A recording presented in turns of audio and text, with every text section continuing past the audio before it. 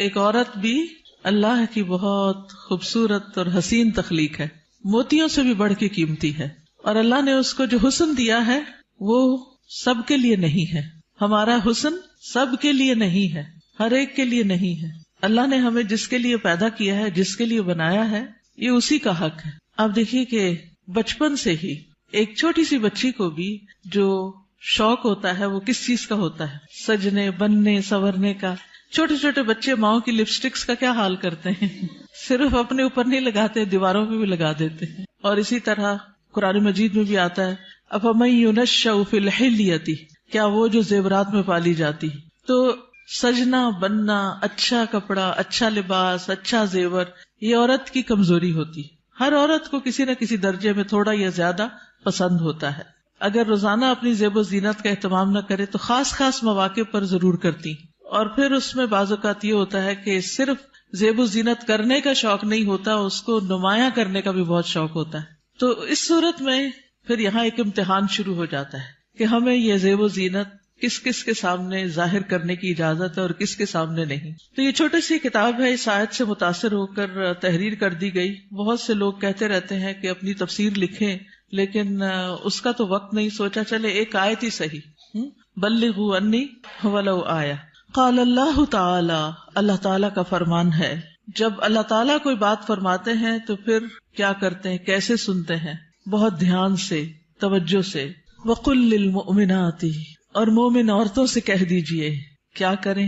اپنی نگاہیں نیچی رکھیں، یعنی اپنی نگاہوں کی حفاظت کریں، اور اپنی شرم گاہوں کی حفاظت کریں، اور اپنی زینت ظاہر نہ کریں، اپنی خوبصورتی نمایاں نہ کریں سوائے اس کے جو خود ظاہر ہو جائے، اور اپنے سینوں پر اپنی اوڑھنیاں ڈالے رکھیں، اور اپنی زینت ظاہر نہ کریں سوائے اپنے شوہروں کے، یا اپنے باپ کے، یا اپنے شوہروں کے باپ کے، یا اپنے بیٹوں کے، یا اپنے شوہروں کے بیٹوں کے، یا اپنے بھائیوں کے، یا اپنے بھائیوں کے بیٹوں کے، یا اپنی بہنوں کے بیٹوں کے، یا اپنی عورتوں کے، یا اپنے غلاموں کے، یا وہ زیر دست مرد جو کسی اور قسم کی رغبت نہ رکھتے ہوں، یا وہ بچے جو عورتوں کی پوشیدہ باتوں سے ابھی واقف نہ ہوئے ہوں، اور اپنے پاؤں زمین پر مار کر نہ چلیں کہ ان کی پوشیدہ زینت لوگوں کو معلوم ہو جائے. اور اے مومنو، تم سب مل کر اللہ سے توبہ کرو تاکہ تم کامیاب ہو جاؤ. یعنی اس حکم کی کہیں نہ کہیں جو خلاف ورزی ہوتی ہے اس پر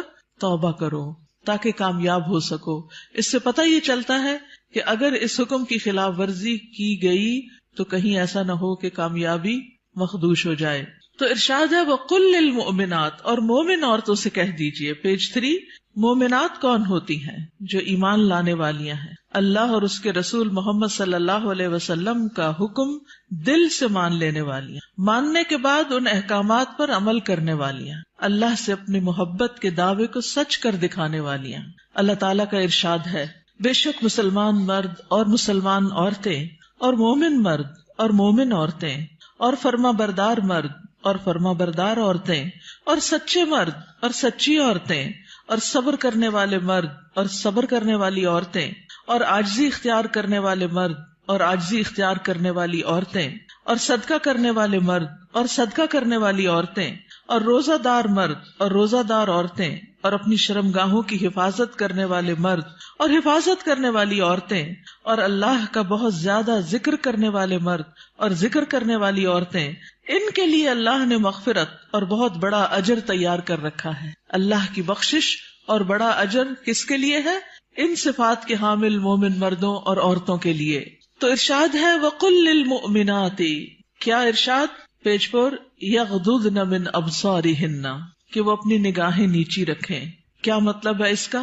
کہ حرام چیزوں پر نگاہ نہ ڈالیں، نامحرم مردوں کو نگاہ بھر کے نہ دیکھیں، اچانک نظر پڑ جائے تو نظر پھیر لیں، شہوت کی نظر سے نہ دیکھیں، کسی مرد یا کسی عورت کا سطر نہ دیکھیں، یعنی جو حصے چھپا کے رکھنے کے قابل ہیں، فحش تصاویر اور فحش مناظر نہ دیکھیں، ادھر ادھر تانک جھانک نہ کریں.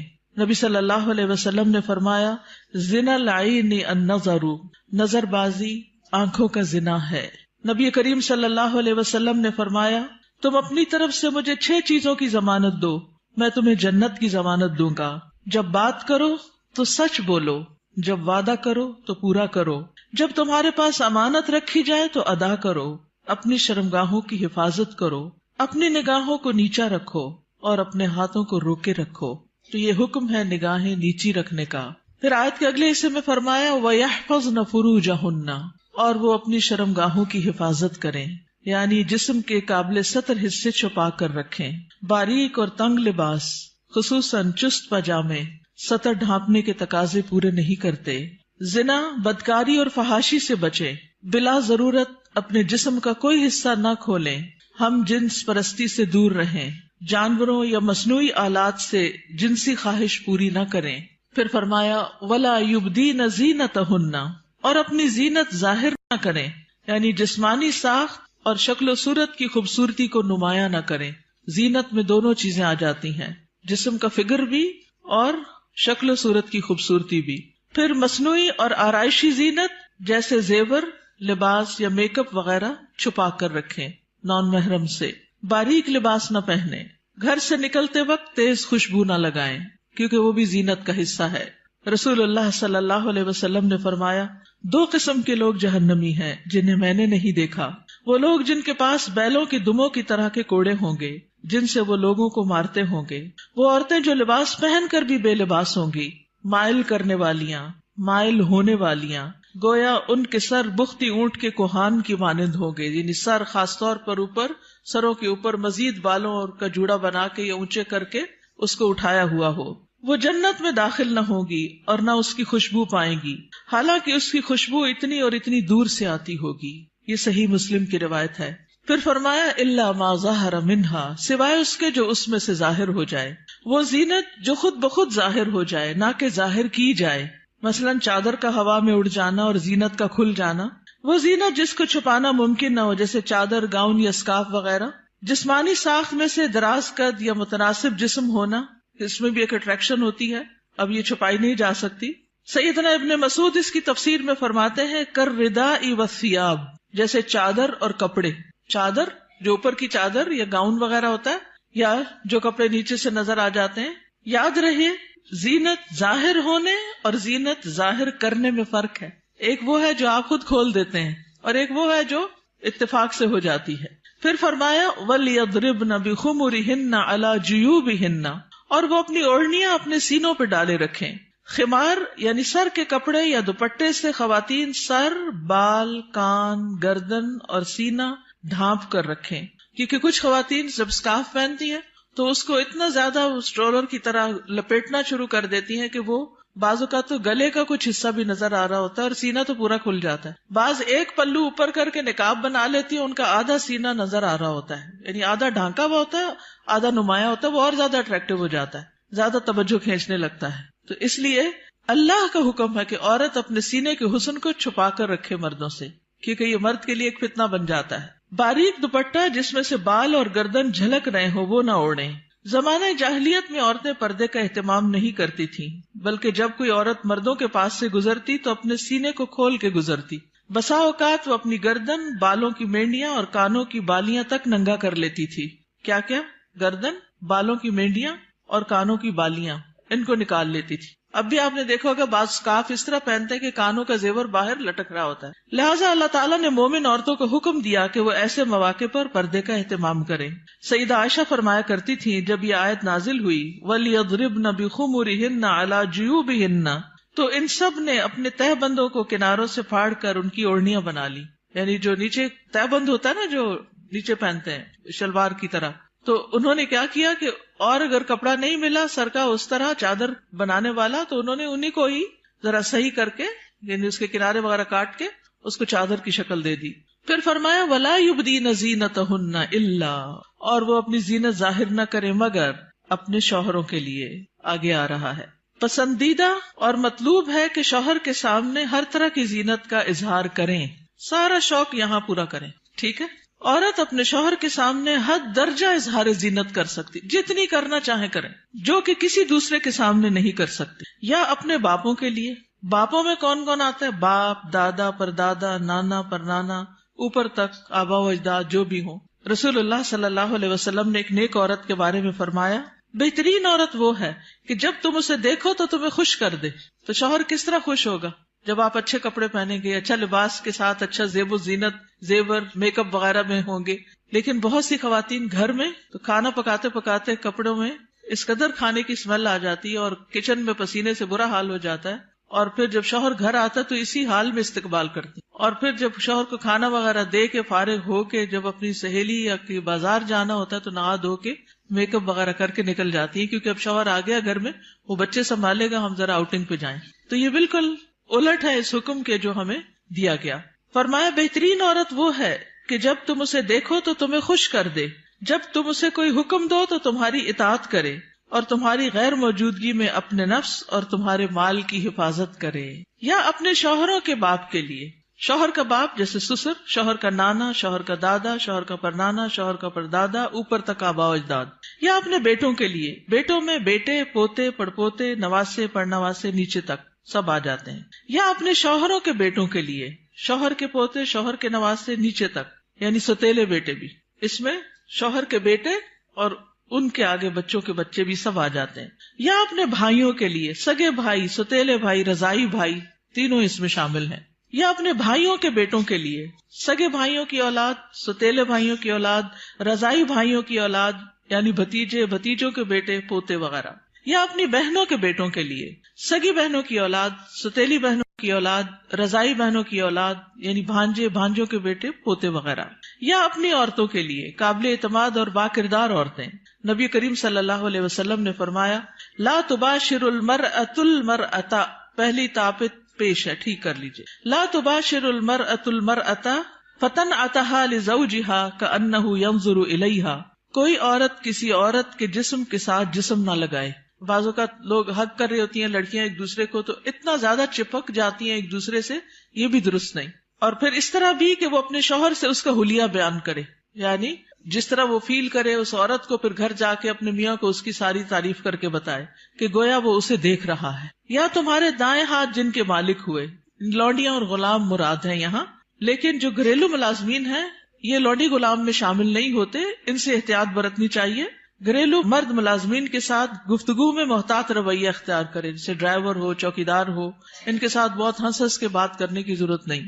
مذکورہ والا تمام رشتوں کے سامنے زینت کا اظہار کرتے ہوئے ان کے مقام اور احترام کو پیش رکھیں. جوان بچوں کے سامنے سینہ اور گریبان کھولنے میں احتیاط برتیں، یعنی ان میں سے جو بھائی جوان ہیں یا بیٹے جوان ہیں یا پوتے وغیرہ، تو ان کے سامنے اپنے سینے کو بہت نمایاں نہ کریں، اور اسی طرح اپنے سطر کو چھپا کر رکھیں. سیدنا انس بیان کرتے ہیں کہ نبی کریم صلی اللہ علیہ وسلم فاطمہ رضی اللہ تعالی عنہا کے لیے ایک غلام لائے جو آپ نے ان کو ہبہ کر دیا. انس رضی اللہ عنہ نے کہا کہ فاطمہ پر اس وقت ایسا کپڑا تھا جب وہ اسے اپنے سر پر اوڑھتی تو ان کے پاؤں تک نہ پہنچتا، جب وہ اسے اپنے پاؤں چھپاتی تو سر پر نہ رہتا. یاد رکھیے وہ پاؤں بھی چھپا رہی تھی. جبکہ نبی کریم صلی اللہ علیہ وسلم نے ان کی یہ الجھن دیکھی تو فرمایا، بے شک تمہارے لیے کوئی حرج نہیں، تمہارے سامنے صرف تمہارے والد اور تمہارا غلام ہے. اس غلام کا نام عبداللہ بن مسعدہ تھا. یہ فزاری تھے، سخت سیاہ فام. سیدہ فاطمہ نے انہیں پرورش کر کے آزاد کر دیا تھا رضی اللہ تعالی عنہا. اب التابعین غیر اولی الاربۃ من الرجال، یا پیروی کرنے والے غیر حاجت مند مرد، یعنی یہ کون سے مرد ہیں جن سے پردے میں نرمی اختیار کی جا سکتی ہے؟ نکاح کی حاجت نہ رکھنے والا. بعض ہوتے ہیں نا بچپن سے خاندانوں کے ساتھ لگ جاتے ہیں اور وہ پوری زندگی ایک بچوں کی طرح ہی ساتھ ہوتے ہیں، اور پھر بڑھاپے کی عمر میں ان کا کوئی اور ٹھکانہ نہیں ہوتا، تو وہ یعنی کہ گھروں میں اگر ہوتے ہیں ان کو گھر کی جو لڑکیاں ہیں وہ اپنی بیٹیوں کی طرح ہی ہوتی ہیں، اور ویسے بھی انہیں شادی کا کوئی شوق نہیں ہوتا. عورتوں سے رغبت نہ رکھنے والا، بدھو قسم کا، بے وقوف بدھو جس میں شہوت نہ ہو، بالکل بوڑھا.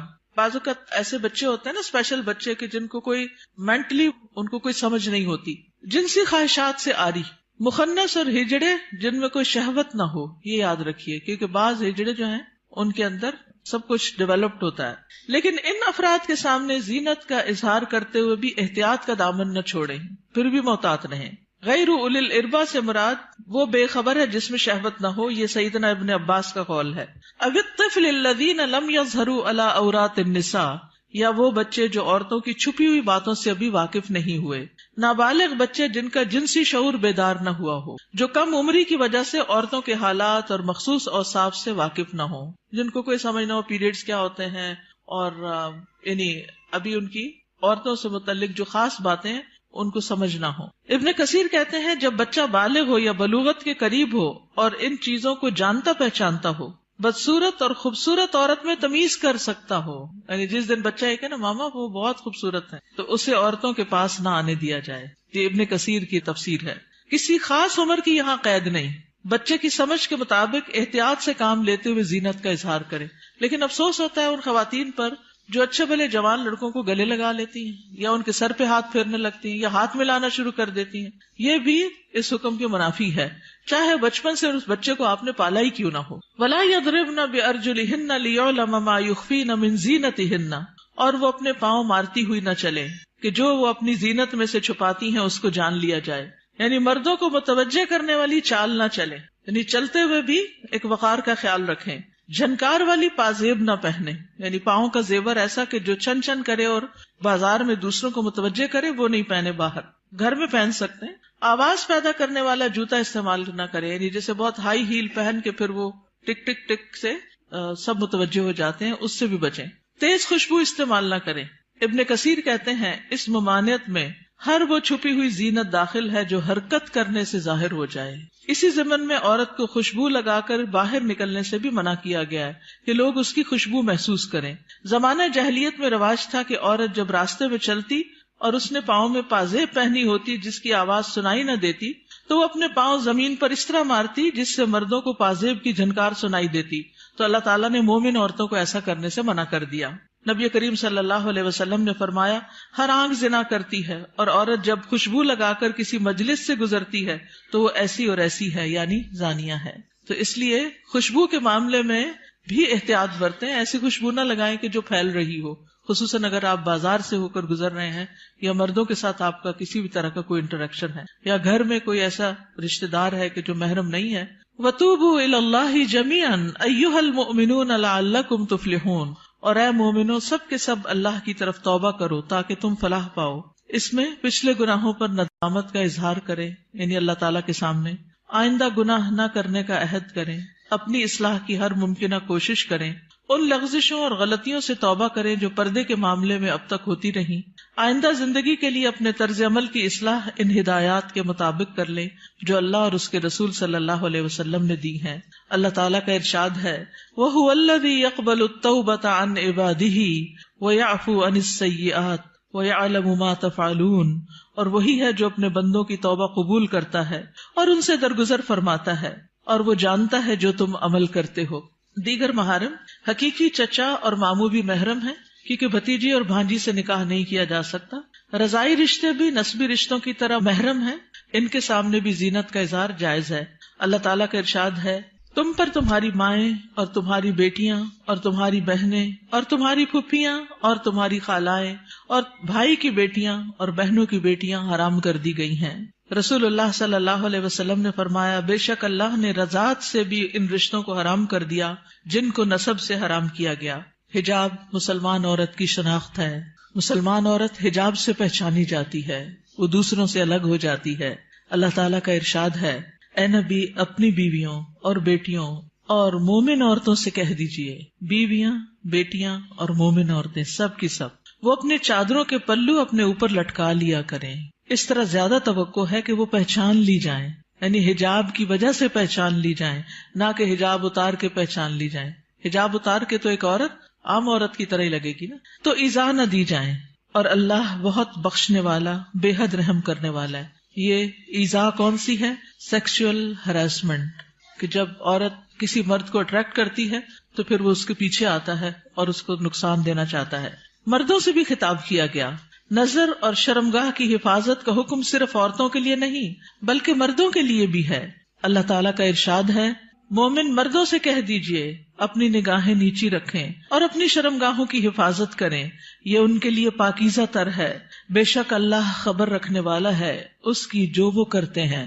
یعنی اللہ سبحانہ وتعالیٰ کو سب پتا ہے کہ وہ نگاہیں نیچی رکھتے ہیں یا نہیں رکھتے. سیدنا جریر بن عبداللہ سے روایت ہے، وہ کہتے ہیں میں نے رسول اللہ صلی اللہ علیہ وسلم سے اچانک نظر پڑ جانے کے بارے میں سوال کیا تو آپ صلی اللہ علیہ وسلم نے مجھے حکم دیا کہ میں اپنی نظر پھیر لوں، یعنی اگر کسی عورت پر نظر پڑ جائے تو پھر اس کو دوسری طرف پھیر لوں. نظر کی حفاظت دراصل شرمگاہ کی حفاظت ہے. جس نے اپنی نظر کو آزاد چھوڑ دیا اس نے اسے ہلاکت کے گڑھے میں ڈال دیا، اور نظر ہی عام حادثات کی اصل ہے جو انسان کو پہنچتے ہیں. یہ ابن القیم کا قول ہے. نگاہ نیچی رکھنے کے فوائد کیا ہیں؟ یہ بھی ابن القیم کا قول ہے محبت کی حقیقت اور اس کے تقاضے کتاب میں. دل شہوت سے رک جاتا ہے، دل میں نور پیدا ہو جاتا ہے، علم کے راستے کو شادہ ہو جاتے ہیں، دل کو فرحت و خوشی حاصل ہوتی ہے، عقل قوی اور مضبوط ہوتی ہے، دل غم و حسرت سے خلاصی پا لیتا ہے، انسان کی عقل و فراست بڑھتی ہے، دل کو قوت و شجاعت حاصل ہوتی ہے. نگاہ جھکانا جہنم کا دروازہ بند کرنے کا سبب ہے، غفلت کے پردے ہٹتے ہیں. رسول اللہ صلی اللہ علیہ وسلم نے دعا بھی سکھائی، سنن نبی داؤد میں آتی ہے، اللہم انی اعوذ بک من شر سمعی ومن شر بصری ومن شر لسانی ومن شر قلبی ومن شر منی. اے اللہ، بے شک میں اپنی سماعت کے شر سے، اپنی بصارت کے شر سے، اپنی زبان کے شر سے، اپنے دل کے شر سے اور اپنی شرمگاہ کے شر سے تیری پناہ چاہتا ہوں. اپنا جائزہ لیجئے، کیا یہ احکامات میرے لیے ہیں اور کیا ان پر عمل کرنا ضروری ہے؟ کیا میں اپنی نگاہوں اور سطر کی حفاظت کر رہی ہوں؟ کیا میں اپنے خمار یا دوپٹے کو اپنے سینے پر ڈالتی ہوں؟ کیا میں اپنی زینت کو چھپانے کا اہتمام کرتی ہوں؟ یاد رکھیے، ہمارا معاملہ کسی انسان کے ساتھ نہیں، رب العالمین کے ساتھ ہے، جو علم بھی رکھتا ہے اور ہر چیز کے بارے میں باخبر بھی ہے.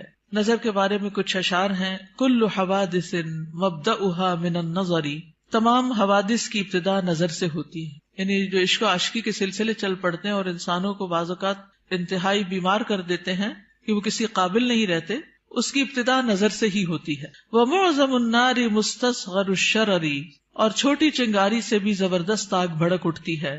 نَظَرٌ فَابْتِسَامَةٌ فَسَلَامٌ، پہلے نظر، پھر مسکراہٹ، پھر سلام. فَكَلَامٌ فَمَوْعِدٌ فَلِقَاءٌ، پھر بات چیت، پھر ملاقات کا وعدہ. اور پھر اس کے بعد اللہ کے حکم کی نافرمانی میں انسان جا پڑتا ہے. اللہ سبحانہ تعالی ہمیں ایمان عطا کرے، حیا عطا کرے اور اس حکم پر عمل کی توفیق عطا کرے.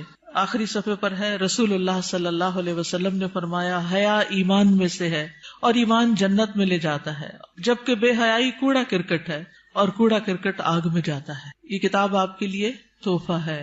کیوں تحفہ ہے؟ تاکہ ہم اس پر عمل کریں اور کیا کریں، آگے بھی پہنچائیں. صرف اپنے آپ کو بچانا کسی شر سے، کسی نقصان سے کافی نہیں. اس کا ایک محرک یہ بھی تھا اس چھوٹے سے پیمفلٹ کو لکھنے کا، کہ بہت دفعہ مجھے خود یہ سننے کو ملا، بتایا گیا کہ کہاں ہے قرآن میں پردے کا حکم. آپ اپنے کالج میں، یونیورسٹی میں کولیگ سے بات کریں تو کہیں گے کہاں لکھا ہے قرآن میں؟ تو کوئی نہیں پردے کا حکم، یہ تو تم لوگوں نے خود ہی گاؤں سکاف چڑھا لی ہے. تو اگر یہ چھوٹی سی کتاب آپ کے پاس ہوگی تو فوراً دلیل نکالنا آپ کے لیے آسان ہو. ٹھیک ہے، آپ میں سے کوئی کچھ کہنا چاہتا ہے؟ آپ کی وجہ سے اگر ایک خاتون بھی اپنے اس حکم پر عمل کر لیتی ہیں تو آپ کے لیے صدقہ جاریہ ہوگا. کم از کم 2 لوگوں کے ساتھ مل کے یہ کتاب ضرور پڑھ لیجیے. استاذہ، ایک بات دل میں آ رہی تھی، ایک پیج نمبر اس پہ ہے نا کہ نگاہ نیچی رکھنے کے فوائد.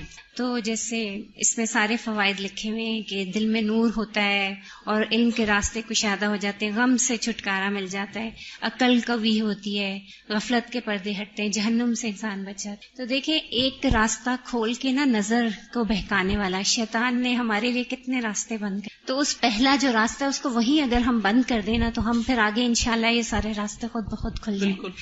اور اس میں آپ دیکھیے کہ بہت سی ایسی خواتین کے مسائل، بہت سی لڑکیوں کے مسائل، اچھی بھلی سمجھدار لڑکیوں کے مسائل، اور خصوصاً اب موبائل کی وجہ سے اور ویڈیو چیٹنگ کی وجہ سے جو مسائل پیدا ہو رہے ہیں، اور تصویر کا اتنا فتنہ عام ہے کہ ہر چیز ہی کی تصویر بن بن کے شیئر کی جا رہی ہے، اس کی وجہ سے یہ مسائل اور بھی زیادہ بڑھ گئے ہیں. اور بعض اوقات انسان ایسے فساد میں جا پڑتا ہے کہ جو اس کی عقل پہ بھی پردہ ڈال دیتا ہے، پھر اس میں نہ اپنی عزت کی پرواہ ہوتی ہے، نہ ماں باپ کی، نہ کسی دین کی اور نہ کسی اور کی. تو اس لیے بہت ضروری ہے کہ اس چیز کو عام کیا جائے اور لڑکیوں کو اس فتنے سے بچایا جائے. جی، ستیلے بھائی محرم ہوتے ہیں. نمازوں میں خشوع کا مسئلہ ہر ایک کو رہتا ہے، تو نگاہ کی حفاظت سے نمازوں میں بھی خشوع آتا ہے. کوشچن ہے، جیسے سعودی عرب میں وہ لوگ آنکھوں کا بھی پردہ کرتے ہیں، اور یہی ہے کہ آپ نے جیسے آیت پڑھی، اس کا ترجمہ پڑھا ہے، تو اس کا ترجمہ یہی ہوتا ہے کہ لٹکایا جائے کپڑا، تو وہ لوگ اس طرح کہتے ہیں کہ آنکھ کا پردہ وہ دوپٹہ اس طرح کرتے ہیں کہ آنکھوں تک آتا ہے، تو اس میں آپ کیا کہیں گے؟ اور دوسرا یہ کہ ان کا جو گاؤن ہے وہ پاؤں کے نیچے تک ہوتا ہے، کیا یہ حالات؟ جی گاؤن نیچے تک ہونا چاہیے، ٹخنے ننگے نہیں ہونے چاہیے، اور ابھی یہ زمین کو جو ٹچ کر رہا ہوتا ہے، جی تو آنکھ کے پردے میں آپ کیا کہتے ہیں اس میں؟ جس طرح وہ لوگ کرتے ہیں، جی جتنا انسان اپنے آپ کو ڈھانک سکے اتنا ہی بہتر ہے. مطلب وہ لوگ پلہ جو ہے اوپر کر کے کرتے ہیں، لیکن ہمارے یہاں ایسا کوئی دیکھیے ہمارے یہاں بھی جب میں چھوٹی ہوتی تھی تو اس وقت جو نقاب ہوتا تھا وہ پورے جارجٹ کے کپڑوں کا وہ نیچے ڈالتے تھے. میں خود یونیورسٹی میں، پنجاب یونیورسٹی میں جب میں پڑھتی تھی تو میرے اپنے نقاب اسی طرح کا لگا ہوا تھا، اور جو ینگ ٹیچرز ہوتے تھے ان کی کلاس میں میں پورا ڈال کے بیٹھتی تھی، سامنے نہیں دیکھتی تھی. یہ پیج نمبر 4 پہ نا لاسٹ میں ہے، یا غضضن من ابصارہن، بالکل لاسٹ میں، اور اپنے ہاتھوں کو روکے رکھو. یہ مجھے تھوڑا سا یعنی یہ حدیث ہے نا جس میں بہت سی چیزوں کے روکنے کی بات ہے. مسلمان وہ ہوتا ہے نا جس کے ہاتھ اور زبان سے دوسرے محفوظ رہیں. ہاتھوں کو روکے رکھو شر سے، کسی کو تکلیف دینے سے. خاص طور پر عورتوں کو سوچنا چاہیے اس موقع پر. چلے آپ نے ہاتھ کا ذکر کر ہی دیا، وہ مائیں اللہ کو کیا حساب دیں گی جو بات بے بات پر اور شوہر سے بھی ناراضگی اور کسی اور کے ساتھ بھی جو انبن ساس کا بھی غصہ سارا بچوں پہ نکالتی، بات بات پہ بچوں کی پٹائی کرتی ہیں. آج ہی ایک بچی نے مجھے تقریباً 7 منٹ کا میسج بھیجا جس میں رو رو کے وہ ذکر کر رہی تھی کہ میں بچپن سے اپنی ماں سے کس طرح پٹتی آ رہی ہوں، کہ اگر اس کے ہاتھ میں ڈنڈا ہے تو اس نے ڈنڈا مار دیا، ہتھوڑی ہے تو ہتھوڑی مار دی، دیگچا ہے تو دیگچا مار دیا، اور چھوٹی موٹی گالیاں بھی نہیں. اگر ہم کسی وجہ سے اوپر چڑھ گئے تو کہا طوائف ہو تم بھی کوٹھے پہ بیٹھو گی. اور اس قدر غلیظ لینگویج کہ میں پریشان ہوگی سن کے کہ ہمارے مسلمان معاشرے میں ایسی مائیں بھی ہیں. تو یہ ہے ہاتھوں کو روکنے کا مطلب کہ جس پر ہاتھ چلانے کا بس چلتا ہو اس سے اپنے آپ کو روک کے رکھیں.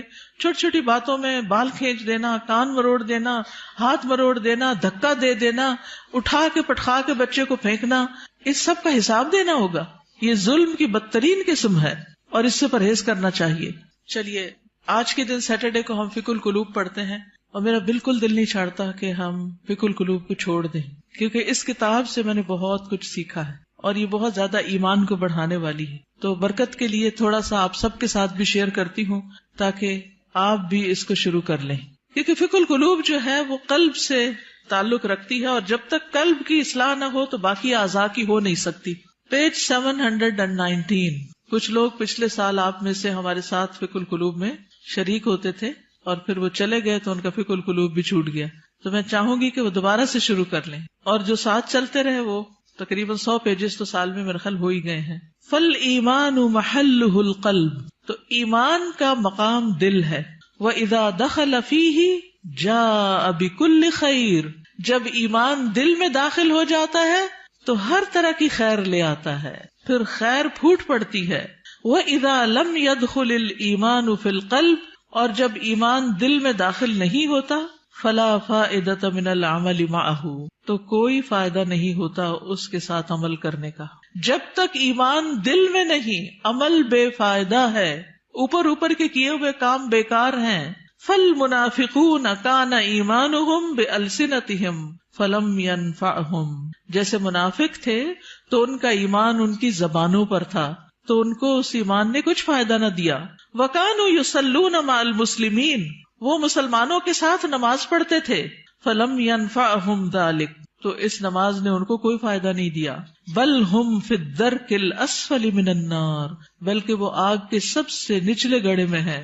یقولون بألسنتہم ما لیس فی قلوبہم، وہ اپنی زبانوں سے وہ کہتے ہیں جو ان کے دلوں میں نہیں، یعنی ایمان دلوں میں نہیں اترا. وَلَفْظُ الْإِيمَانِ شَيْءٌ وَصُورَةُ الْإِيمَانِ شَيْءٌ، لفظ ایمان ایک چیز ہے اور صورت ایمان ایک اور چیز ہے. وَعِلْمُ الْإِيمَانِ شَيْءٌ، اور ایمان کا علم ایک اور چیز ہے.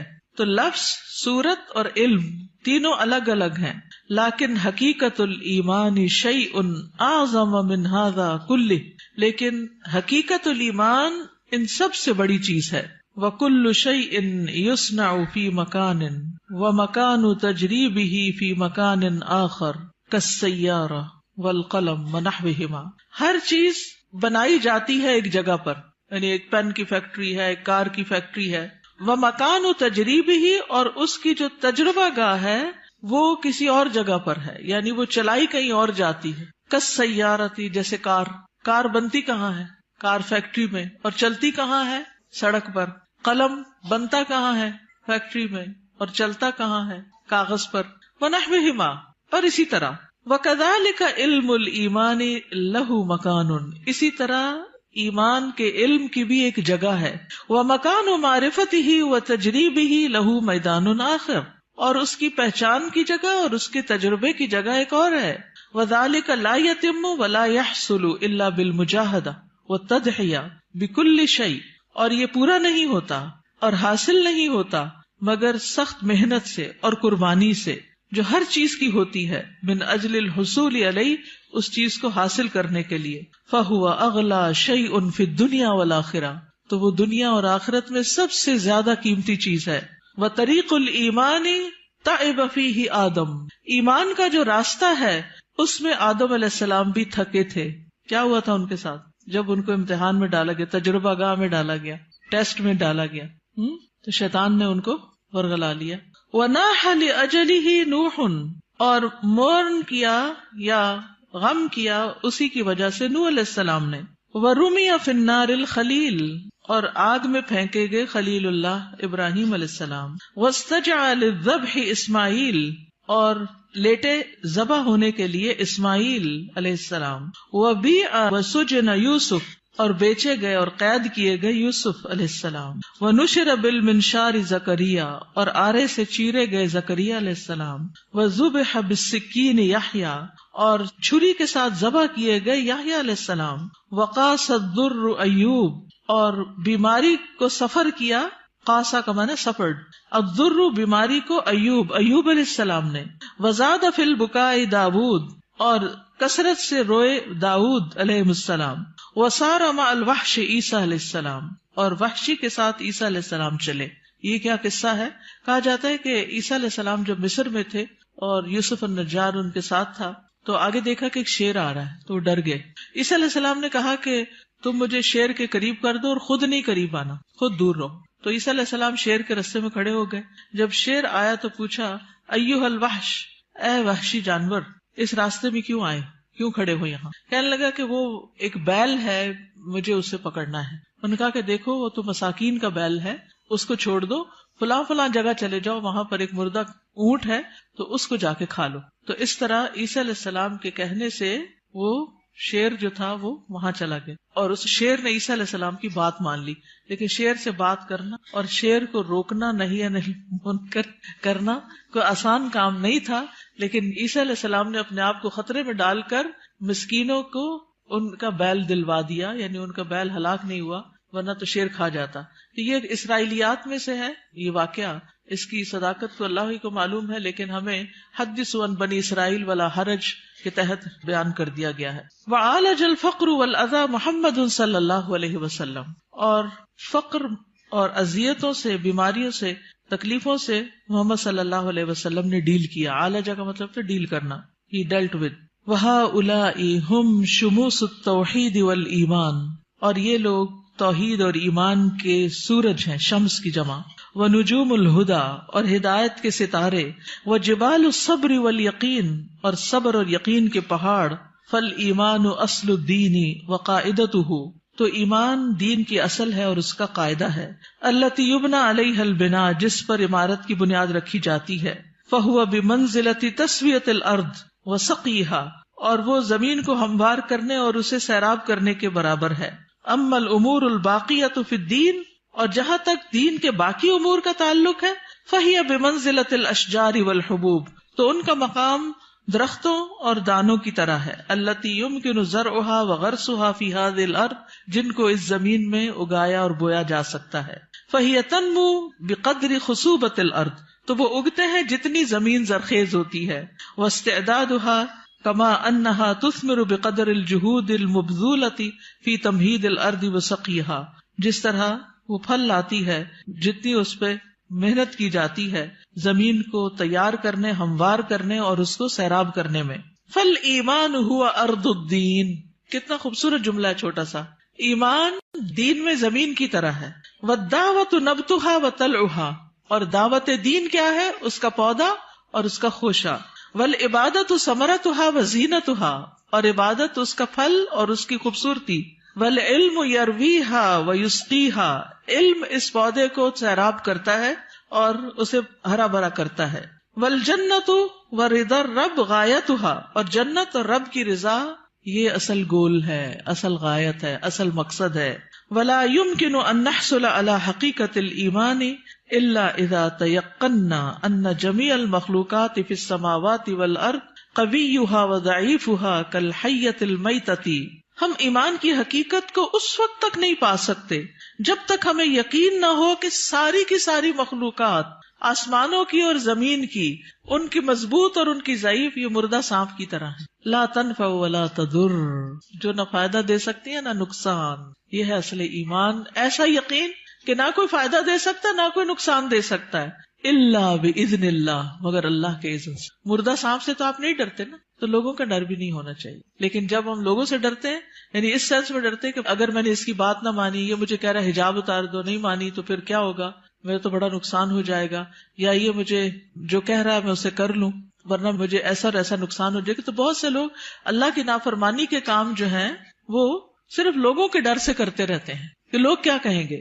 تو یاد رکھیے ساری مخلوقات مردہ سانپ کی طرح. یہ جملہ یاد رہے گا. جب یہ یاد رہے گا نا تو پھر اللہ کا حکم ماننا مشکل نہیں رہے گا. ولا تعطی ولا تمنع الا بامر اللہ، نہ یہ دیتی ہیں نہ روکتی ہیں مگر اللہ کے حکم سے.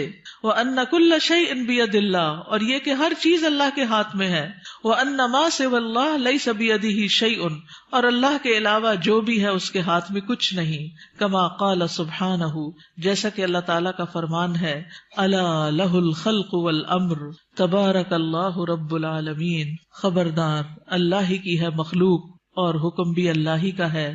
بہت بابرکت ہے اللہ جو رب ہے سارے جہانوں کا. میں یہ ضرور چاہوں گی کہ آپ اس کتاب کو پڑھیں. اگر آپ کہنے کہ اس کانوکیشن کی کوئی نصیحت ہمیں کر دیں تو میں یہی کہوں گی کہ فقہ القلوب کو شروع سے پڑھنا شروع کر دیں تو ساری نصیحتیں آپ کو مل جائیں گی. اور یہ دراصل ایمان کو مضبوط کرنے والی کتاب ہے. کیا ہے؟ اور اگر ایمان مضبوط ہو جائے تو کیا ہوتا ہے؟ عمل آسان ہو جاتا ہے، انسان مضبوط ہو جاتا ہے. اور اس میں آپ دیکھیے یہاں پر اگلی جو بات ہے بڑی دلچسپ ہے. وہ کہتے ہیں کہ ایمان کی جو قوت ہے نا وہ دل میں ظاہر ہوتی ہے جیسے ایک بندوق کی گولی ہوتی. تو جب وہ اپنی اصل جگہ پر آ جاتی ہے تو پھر اس سے بہت کچھ ہوتا ہے. اور اگر وہ اپنی اصل جگہ پر نہیں تو کچھ بھی نہیں ہوتا، وہ کہیں بھی پڑی رہتی ہے، ایک شیشے کی گولی ہے بس. تو ایمان جب تک دل میں نہیں آتا، زبان پہ رہتا ہے تو فائدہ نہیں دیتا. تو ایمان کو لانا ہے دل میں، اور دل میں آئے گا علم کے ساتھ، اور علم کے لیے ضروری ہے فقہ القلوب. ٹھیک ہے، جزاکم اللہ خیرن. آخری اعلانات سن لیجئے. وائس کے لیے سمر کورس ہو رہا ہے، فلائر موجود ہے باہر ریسپشن پہ. 7 مئی سے 18 رمضان تک ہے.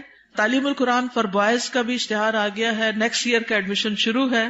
تدبر قرآن کا نیکسٹ کورس جس میں 30ویں پارے کی ترتیل، تجوید، حفظ، ترجمہ، تفسیر، تدبر، گرامر یہ سب شامل ہے. تو آپ کے لیے ابھی موقع ہے کہ آپ ایڈمیشن لے سکیں.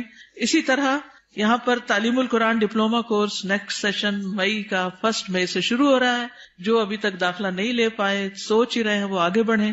اسلامی تربیتی کورس، جی ہاں، رمضان کے ساتھ دورہ قرآن کے ساتھ انشاءاللہ 14 مئی سے شروع ہو رہا ہے، 14 مئی سے 26 رمضان تک. اور اس میں دورہ قرآن بھی یہاں ہوگا اور اس کے ساتھ ساتھ اسلامی تربیتی کورس جو ہر سال ہوتا ہے وہ بھی ہوگا. اور پی سی میں بھی انشاءاللہ دورہ قرآن ہوگا جس کے پیچھے پوری لسٹ ہے کہ کہاں کہاں پنڈی اور اسلام آباد میں دورہ قرآن ہو رہا ہے. تو یہ اشتہار اگر آپ کے پاس ہو تو آپ لوگوں کو دے کر دعوت دے سکتے ہیں کہ وہ ضرور شرکت کریں. سمر کورسز ہیں ہمارے بچے کا پروگرام جہاں پر ہوتا ہے اس میں الفاظ اکیڈمی میں بھی دورہ قرآن ہو رہا ہے. اور سمر کورس 2018 جیسا کہ آپ کو معلوم ہے کہ 19 فروری کو امی جان دنیا سے رخصت ہو گئی. انا للہ و انا الیہ راجعون. اللہ تعالیٰ ان کی بخشش فرمائے. آپ میں سے بہت سی بچیاں جو آج یہاں موجود ہیں وہ ان کو کسی نہ کسی طرح جانتی ہیں. وہ تقریباً ہر تعلیم القرآن میں ایڈمیشن لے لیتی تھیں، پھر ایک دفعہ تعلیم التجوید میں بھی لے لیا انہوں نے، پھر تدبر قرآن کو بھی اٹینڈ کرنا ایز اے لسنر شروع کر دیا.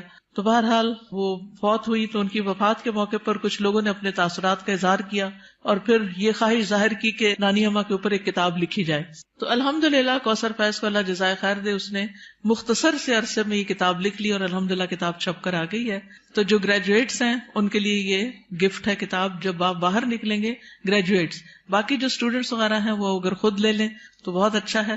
بہت انسپریشنل کتاب ہے، ان کی زندگی میں جو اعمال اور ان کے عادات اور انہوں نے جیسے ہم لوگوں کو پالا اس کی بہت سی کہانیاں ہیں. تو جن لوگوں کو کہانیاں پڑھنے وغیرہ کا شوق ہوتا ہے ان کے لیے ایک اچھی کتاب ہے. تو آپ اپنے لیے بھی اور دوسروں کے لیے بھی کتاب، اپنے لیے تو گفٹ ایک ہی لیں گے لیکن دوسروں کے لیے لینی ہو تو اسٹال پر اویلیبل ہے. جزاکم اللہ خیرا. سبحانک اللہم و بحمدک، اشہد ان لا الہ الا انت، استغفرک و اتوب الیک. السلام علیکم و رحمۃ اللہ وبرکاتہ.